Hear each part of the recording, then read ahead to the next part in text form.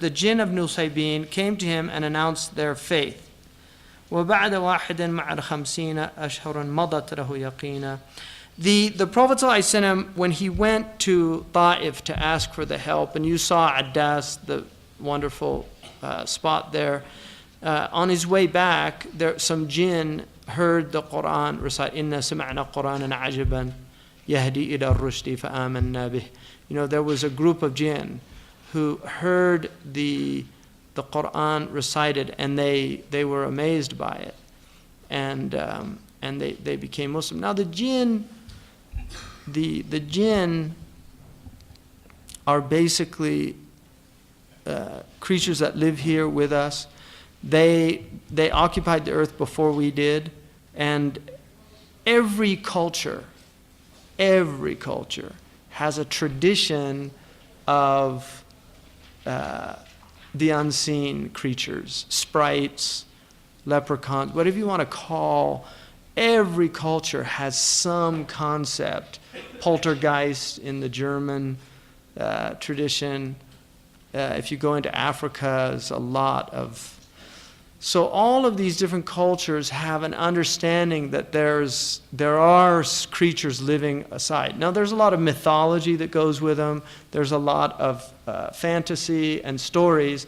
We know that in imaginative literature, Tolkien and these are all expressions of that. It's something in us that's aware that something's going on alongside all of this. We just don't know quite what it is.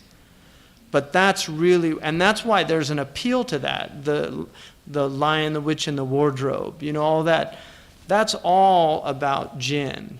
But people don't really understand it because it's a world we don't have access to.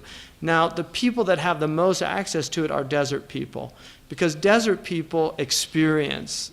The jinn tend to live in areas that are uninhabited.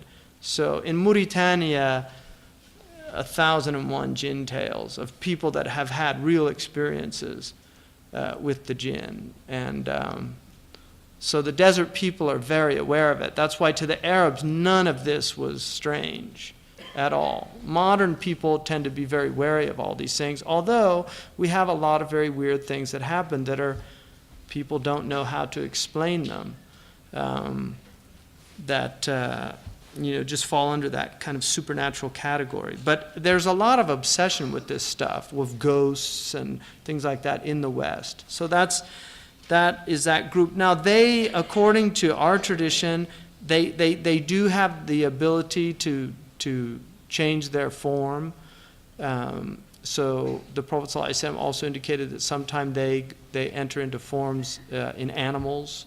So you will see, there's one of the people here who's here, it's one of my favorite stories about her father was in a apartment, and he woke up and there was a big boa constrictor. This is in a city in the U.S. There was a big boa constrictor in his room. And can you imagine that? I would have passed out. But he said, by the Lord of Suleiman, if you're a jinn, leave.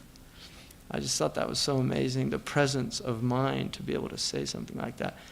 But it turns out like these snakes can go into the sewage and come into people's houses through the toilets. So something to keep you up at night.